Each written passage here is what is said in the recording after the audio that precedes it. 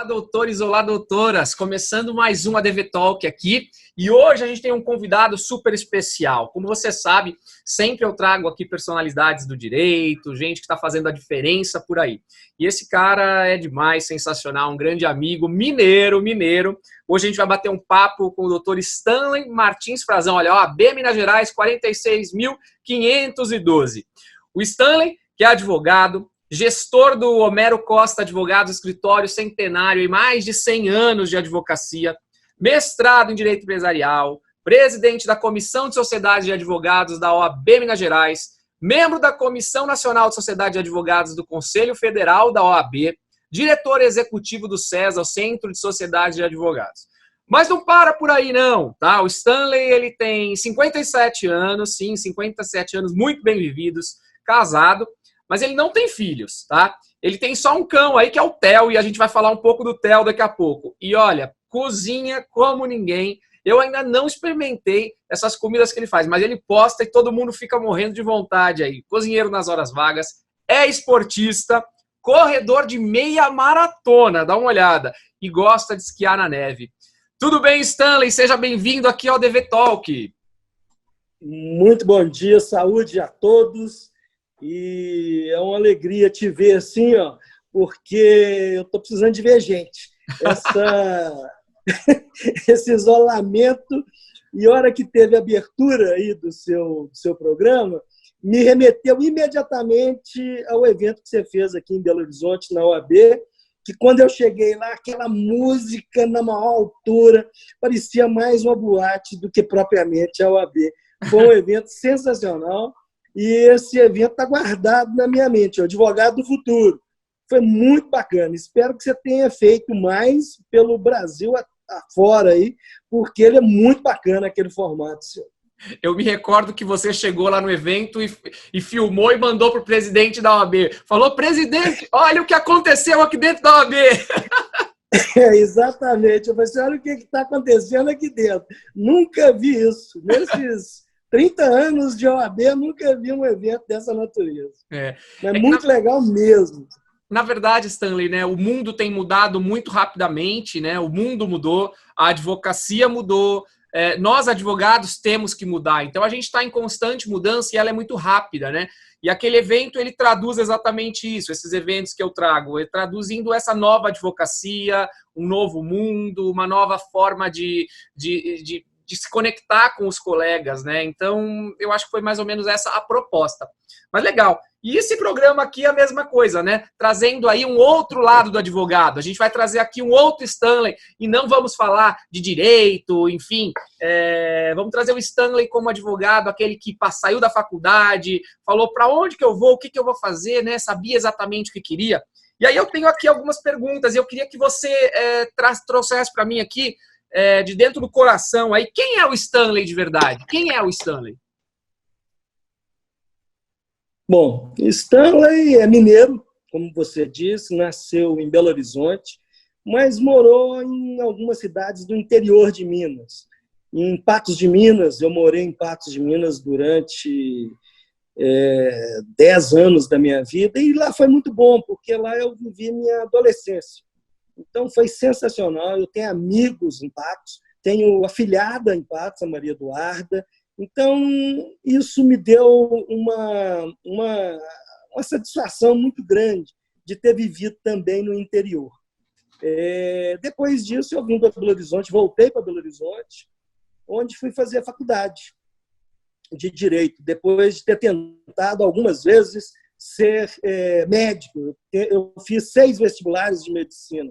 E eu não queria de jeito nenhum largar, porque eu queria ser médico e advogado.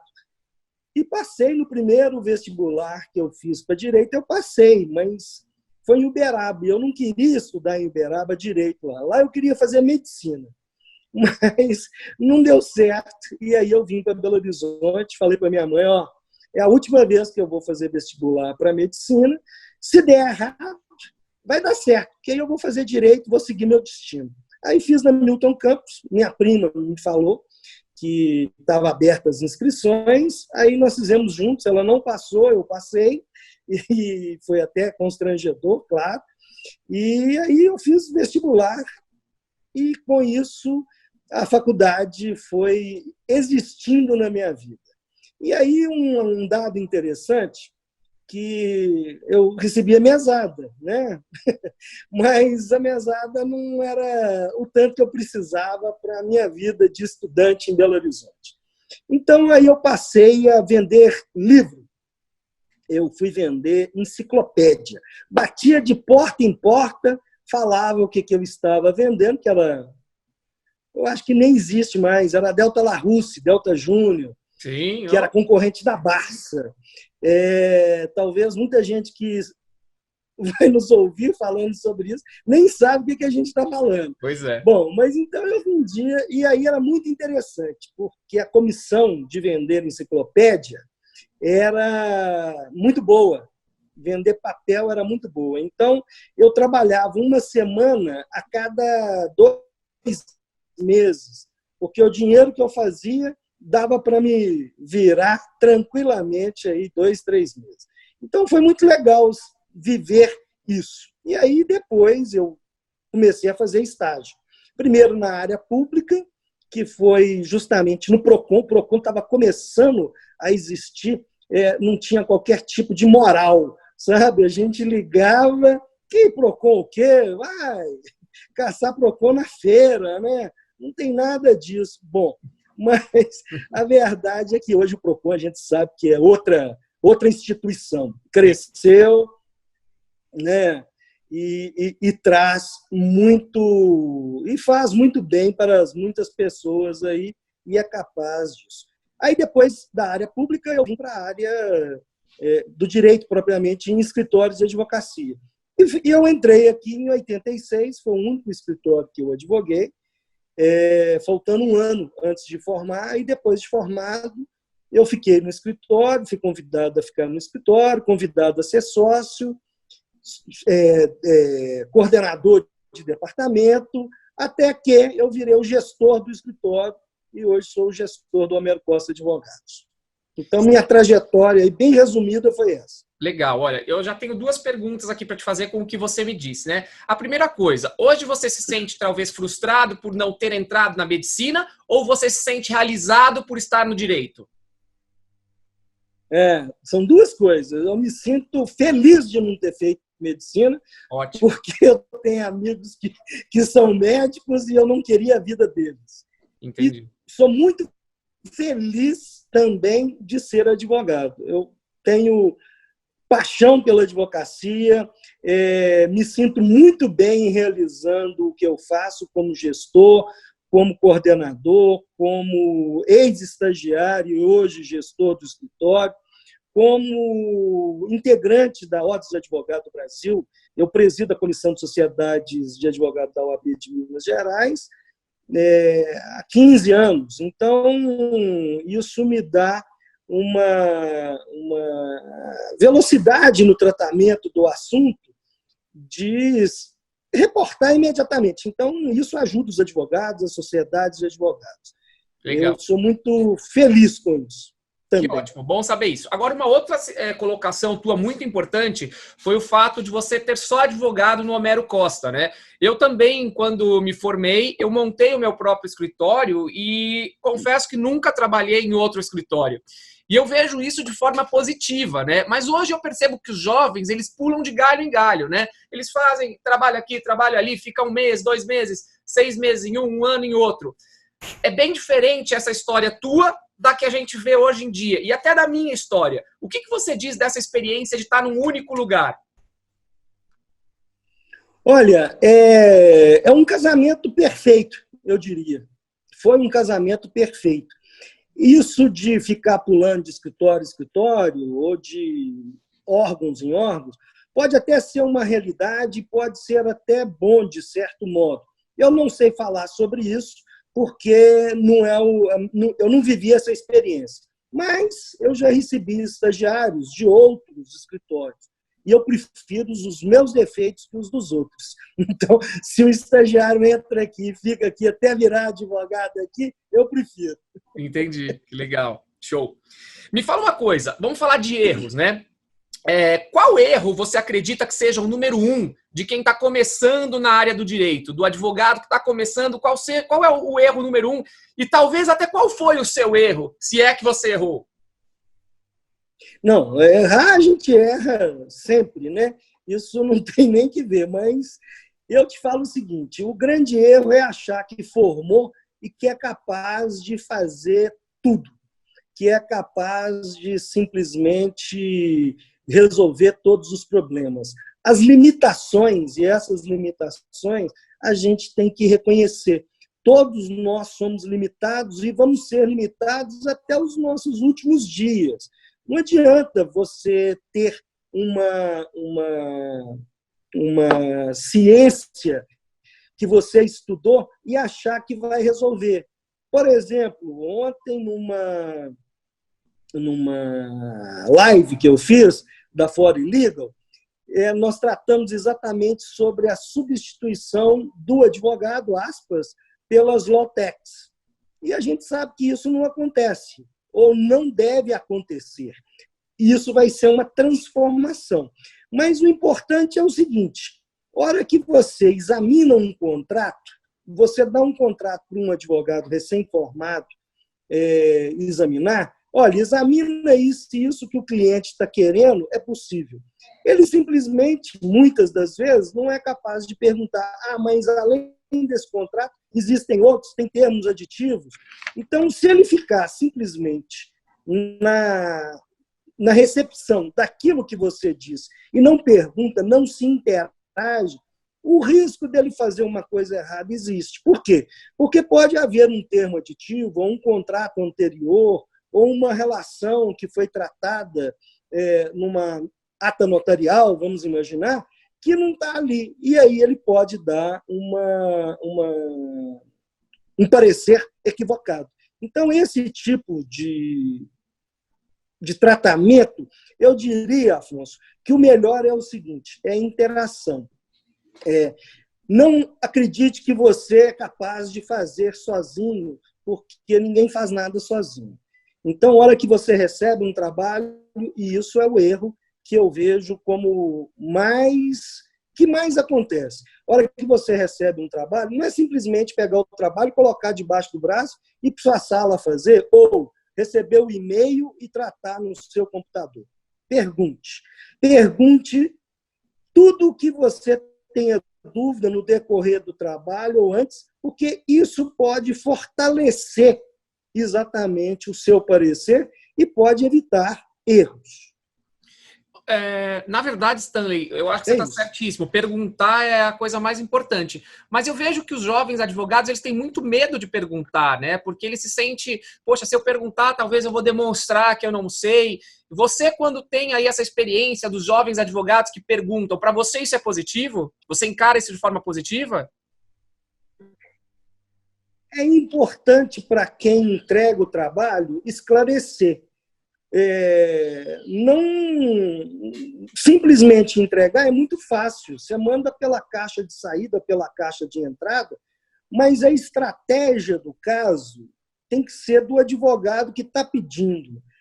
A estratégia pode mudar? Pode. O meu antigo sócio, o Túlio Vieira da Costa, que me recebeu muito bem nesse escritório, que foi quem me trouxe até a gestão do escritório, nós fizemos uma gestão compartilhada, isso foi muito interessante, e ele falava, estratégia boa é a que dá certo, e é verdade. Então, a estratégia pode ser mudada no curso, e aí realmente a gente pode chegar a um melhor final, e o que a gente quer é sempre chegar no melhor final.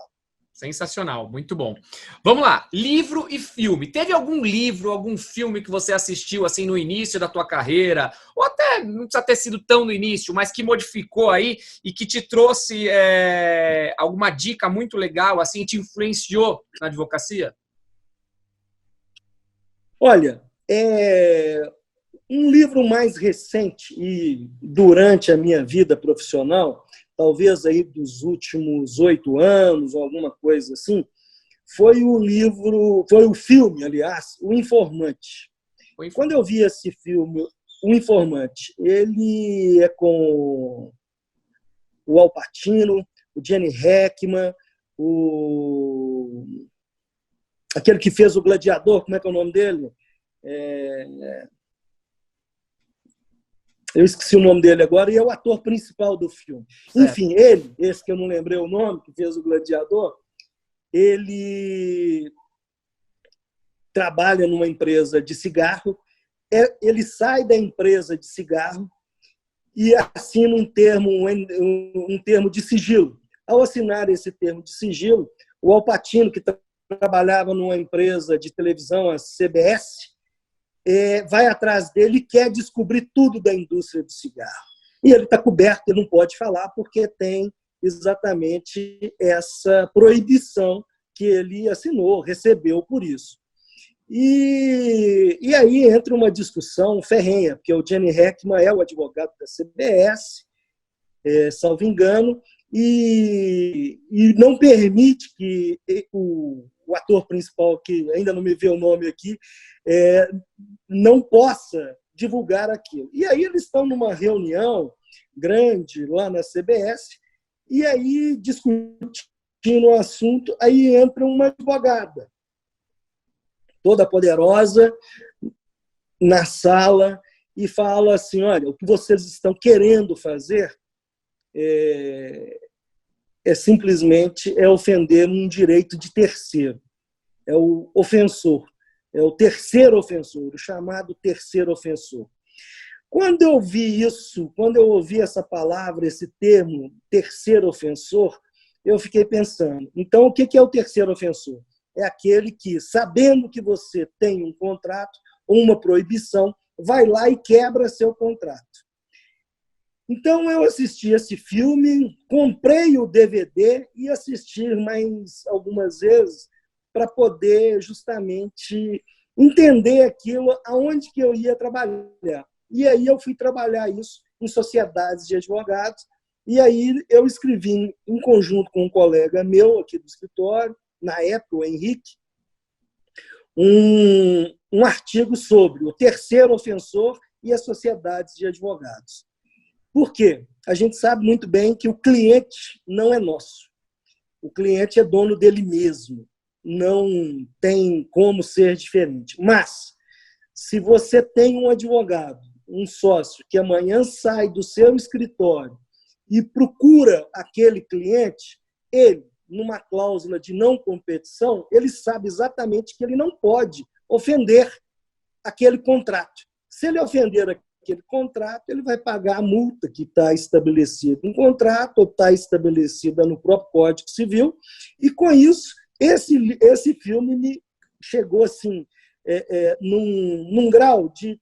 Por quê? Porque eu trabalho muito com sociedades de advogados. E ele me trouxe esse insight para eu poder desenvolver esse artigo. Então, gostei demais. Agora, um livro que me chamou muita atenção, não para a advocacia propriamente dita, mas para a culinária, que eu gosto também, é Nem Só de Caviar Vive o Homem, do J.M. Simpson.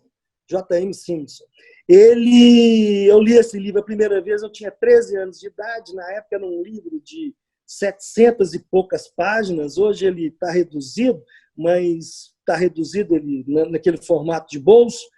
E esse livro é muito interessante, ele conta a história de um americano que foi confundido como um espião, e ao ser confundido como um espião, ele acabou trabalhando durante a Guerra Fria para a França, Estados Unidos, Japão, Rússia, e ele saía de todas as enrascadas cozinhando. Então, o livro é recheado de receitas e é muito bacana esse livro. Nem Só de Caviar Vive o Homem, J.M. Simpson.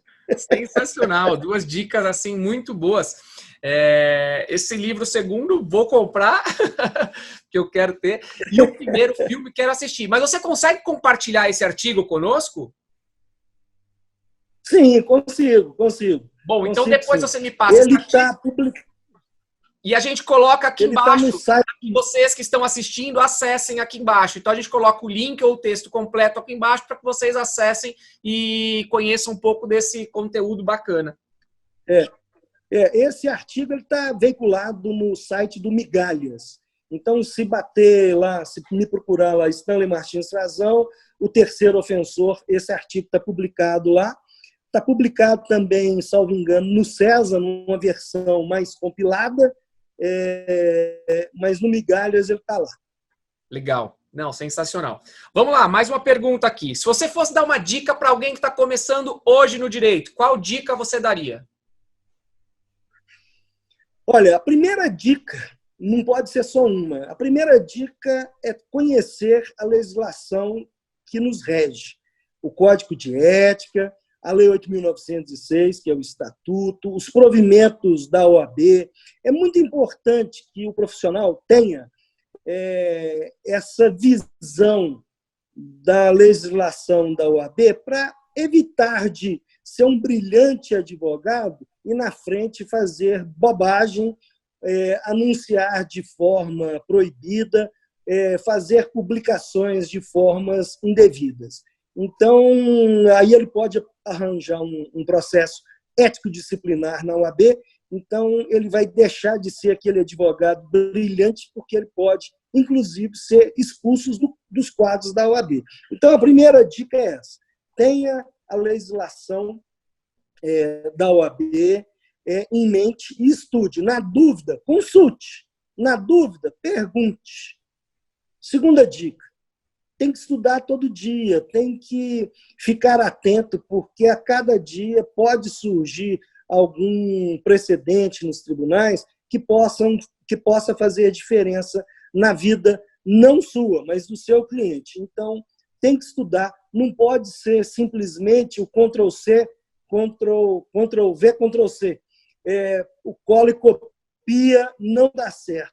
Estude, tenha sempre o amor naquilo que você está fazendo, porque pode dar errado se você fizer diferente. Show, sensacional. Agora vamos falar um pouquinho de uma outra vertente dentro do direito, né? O sonho de muita gente é partir para a vida pública. Você, por acaso, já teve essa ideia? Não, nunca. Eu nunca fiz um concurso público na minha vida, nunca quis entrar, nunca quis ter carteira assinada. Eu sempre, por isso que eu fui vender livro, falei lá atrás, porque eu fazia meu salário. Esse negócio de ter o salário ali contado não dá certo. Então, eu nunca quis ser do serviço público. Respeito quem está no serviço público, os advogados públicos, juízes, dentre outros, mas, assim, eu nunca gostei. E algumas vezes, alguns colegas me sugestionaram que eu pleiteasse o quinto da advocacia nos tribunais. Eu falei, de jeito nenhum, quero ser advogado, e eu quero ser advogado até o fim da minha vida. E muito interessante lembrar disso, porque logo no meu início de carreira, quando eu me formei, bem dizer, eu assessorava um desembargador também no Tribunal de Justiça de Minas Gerais, mas de forma bem informal. Ele me dava as pesquisas, eu fazia as pesquisas, até que um dia ele chegou e virou para mim e falou assim: Stanley, você não pode ficar desse jeito me dando essas informações, prestando essas informações de modo gratuito, não. Vamos fazer o seguinte, eu vou te nomear meu assessor aqui no tribunal. Eu falei, opa, acabou a brincadeira. Isso eu não quero, não. Depois vai que eu gosto disso e fica aqui, eu não quero isso, não. Eu quero ser só advogado. Nesse tempo, aí eu me desliguei, deixei de prestar essas informações que eu fazia para ele com todo amor e carinho, e isso me fez crescer também, né? Lógico, que eu discutia às vezes com ele algumas coisas. Esse desembargador foi uma pessoa também muito boa. Ele já é falecido, é o Hugo Bentson. Ele foi presidente do Tribunal de Justiça depois, eu sou amigo da família, então é uma pessoa que me deixou uma boa experiência. Que legal, que história bonita, né? É isso aí, colecionando histórias. E vamos falar um pouquinho da advocacia agora, das mudanças, né? Você, se não me engano, acho que se formou em 1987, é isso, mais ou menos? Uhum. 1987. De lá para cá, você considera que a advocacia mudou? Se você considera que mudou, para melhor ou para pior? O que você enxerga desse cenário que nós temos hoje? 1.300.000 advogados. Nessa trajetória da advocacia, e na qual eu passei nos últimos 33 anos, eu já vi a advocacia mudar algumas vezes, Afonso. Já vi mudar algumas vezes, eu já vi mudar quando mudou a parte da terceirização, vi o retrocesso disso, vi a entrada de computadores no escritório, nos escritórios, vi a tecnologia entrando no escritório, vi nascer os consultores para escritórios de advocacia, muita gente, vi essa nova fase aí dos coaches que nasceram para poder também trazer algumas luzes para a advocacia, e vi também o processo propriamente dito mudar. E mudar porque eu me formei, e você também acredito que se formou, ao tempo do Código de 73. Então, nós tivemos um novo Código de Processo Civil, um novo Código Civil, que mudou alguma coisa na nossa vida como advogado, sim, e dos nossos clientes. Vi mudando os estagiários, que os estagiários, dentro de um comprometimento, os anteriores eram mais comprometidos, os de hoje, eles pensam, talvez, numa advocacia diferente, então eles, às vezes, não todos, claro, mas eu vejo que alguns se perdem nos estágios. Ficam um pouco, às vezes, nos estágios, e talvez seja por isso, porque ainda não se encontrou. Mas vi também a advocacia mudando no que diz respeito ao próprio respeito da advocacia. A gente sabe muito bem que a OAB continua sendo uma das instituições mais respeitadas do Brasil. E isso é muito bom para nós, porque isso representa realmente a diferença e a responsabilidade que todos nós temos de levar a advocacia à frente. Se é bom ou se é ruim, eu acho que tudo tem um lado bom e ruim. Eu acho que tem que ter o equilíbrio. E esse equilíbrio, eu acho que a gente está conseguindo trazer em todos esses anos. Perfeito. Legal. Muito legal a tua visão. E vamos falar um pouquinho dessa mudança que a gente tem agora relacionada a marketing jurídico digital, né? Hoje em dia muito se fala sobre essa questão. Nós temos até o Conselho Federal fazendo uma consulta pública, né, para alteração do provimento nesse sentido, o que eu particularmente acho interessante, porque vai dar um norte para a advocacia que às vezes hoje se sente um pouco perdida, porque os TEDs de diferentes estados decidem de forma diferente, enfim. Como você enxerga essa questão do digital na advocacia, na questão de marketing? Tem alguma colocação importante? Olha, Afonso, eu falei isso lá atrás. Conheça a legislação da OAB para que você não cometa nenhum equívoco, nenhum erro e possa sofrer um processo ético disciplinar. Bom, o Código de Ética, ele é recentíssimo, salvo engano, ele é de 2015, e o relator dele foi o Paulo Medina, o professor Paulo Medina, mineiro também, de Juiz de Fora, e ele cruzou o Brasil e foi capaz de trazer um código de ética que foi discutido nacionalmente. Muito bem, esse código de ética que foi discutido nacionalmente, ele entendeu que o provimento 94, que é o que trata da publicidade, não precisaria ser alterado, modificado. Então, nós estamos com uma visão de 2015 para 2018, e depois de 18 até 21. Eu estou falando exatamente das eleições da OAB.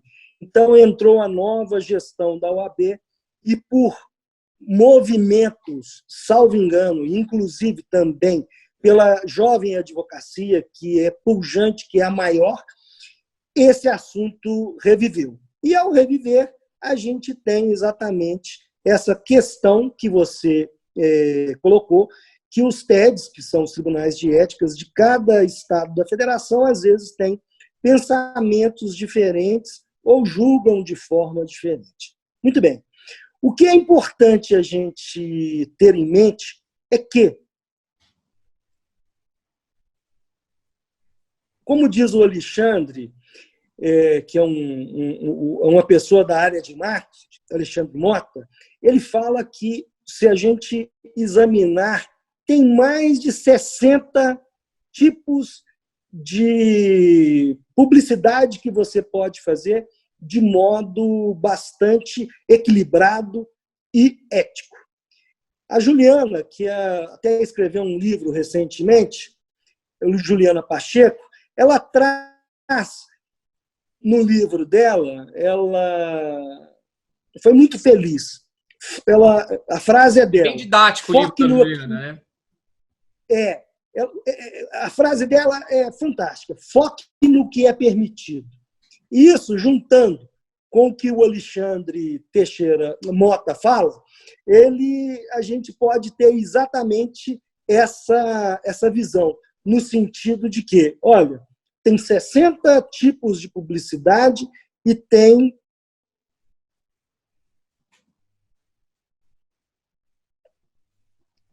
o seu nelas. Elas que você vai fazer o que tem que ser feito. Eu falo isso para poder, justamente com a fala do Alexandre Mota, falar assim, você já cumpriu, você já fez essas 60, por que você quer a 61ª ou 2ª forma de fazer? Você não está fazendo nem as que são permitidas. Então, eu, particularmente, eu sou contra, vou deixar claro isso, a alteração do Código de Ética.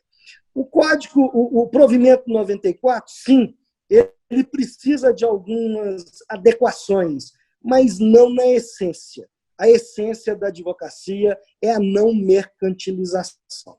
Então, isso é um paradigma nosso, é um padrão de não mercantilizar a profissão. Então, se a gente faz, seguindo o Código de Ética, o provimento 94, não há qualquer tipo de perigo. E vamos seguir aí com a decisão do Conselho Federal em fazer essa alteração do provimento 94. Vamos ver o que vem e vamos ver se os advogados vão cumprir ou vão continuar fazendo e cumprindo esse foco que a Juliana Pacheco traz no livro dela. O livro dela é realmente, como você disse, bastante didático. Sim, muito bom mesmo. Um beijo para a Juliana, para o Alexandre Mota, Alexandre Teixeira, né? Experts aí em marketing jurídico. Vamos já para o final aqui, Stanley. Agradecendo muito a tua participação aqui. Eu acho que foi muito válido conhecer um pouco da tua história. Eu acho que você é um advogado muito conhecido no Brasil todo, né? Admirado, reconhecido. Mas esse lado do Stanley de casa, o Stanley das fraquezas, né, das histórias, talvez as pessoas não conheçam. Então vai ser muito legal compartilhar isso com as pessoas. Agora, já correndo para o nosso finalzinho aqui, que recado você pode deixar, não para o advogado propriamente dito, mas para a pessoa que está nos assistindo, né, um recado de vida, né? Você é um profissional aí que hoje já com 33 anos de advocacia ou mais, eu vejo os advogados hoje se matando, trabalham até 11 da noite, trabalham até tarde. Ok, eu acho que é necessário muitas vezes isso, mas eu vejo que as pessoas muitas vezes se arrependem daquilo que fizeram e lá na frente digam, eu podia ter feito diferente. Você já com 33 anos de advocacia, o que você pode dizer? Olha, faça diferente, né? Que dica assim, de vida você pode trazer aqui para os nossos telespectadores? Olha, a dica que eu sigo é a seguinte: tudo meu é agendado. Se tiver na minha agenda, eu cumpro. Então, assim, eu me eduquei dessa forma. Eu coloco na agenda de papel, ela também depois vai para a minha agenda no celular, mas eu mesmo escrevo na minha agenda. Olha, tem isso para fazer, isso. Se você tiver uma agenda, você vai cumprir exatamente aquilo. Se você não cumpre, No dia seguinte ficou pendente, você vai cumprir no outro dia. E aí você vai se educar. Então, é disciplina. Você tem que ser disciplinado, tem que ter o foco, porque senão dá errado. Se não tiver disciplina, dá errado. E muitas vezes, né, Stanley, quando a pessoa se organiza com a agenda, ela consegue fazer com que o dia renda muito mais. E aí não há necessidade de ficar extrapolando jornada, né? Exatamente. E isso, o tal do home office agora, que me perdoe quem goste, eu não gosto, eu não dou conta, eu não fui criado em home office, então eu, de alguma forma, eu preciso me disciplinar com isso. Mas o home office, ele vai dar para nós todos agora, porque está todo mundo em home office, a garantia de que a produtividade não caia. Então, isso é muito importante. Tem um estudo da Stanford, salvo engano, que fala que quem está trabalhando em home office rende 13% mais. Eu quero ver isso, se isso é verdade. Então, vamos em frente com esse home office e eu espero que realmente, se isso funcionar para todos, quem sabe a gente mude mais uma vez a advocacia. Vamos ter uma sala só para atender um cliente hora que precisar de ser pessoal. Do contrário, todo mundo nas suas casas trabalhando. Mas a disciplina e o foco é importantíssimo. Que legal, que bom. Obrigado. E a determinação, né? E a determinação, porque se não tiver determinação também, não vai. Nem com medo e nem sem medo. Não vai, né, É isso mesmo. Stanley, obrigado. Olha, não tenho palavras para agradecer aí essa dedicação tua, ter aberto um espaço na tua agenda para me atender aqui, para a gente fazer essa gravação e que essa nossa entrevista aqui possa ajudar e clarear a vida de muitos advogados aí daqui para frente, tá bom? Obrigado, um forte abraço virtual, né? Forte abraço. Não é pessoal. Isso aí, isso aí. E a gente abraço, querido. Tchau, tchau. Obrigado pelo convite. Obrigado você.